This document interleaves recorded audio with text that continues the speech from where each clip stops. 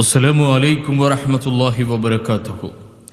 இரவு நேரத்திலே இதை ஓதிக்கொண்டு உங்களுக்கு தேவையானதை அல்லாஹ்விடத்திலே கேட்டால் அல்லாஹ் நிச்சயமாக அதை அங்கீகரித்து உங்களுக்கு தருகிறான் என்றார்கள் நபிகள் நாயகம் ஸல்லல்லாஹு அலைஹி வஸல்லம் அவர்கள்.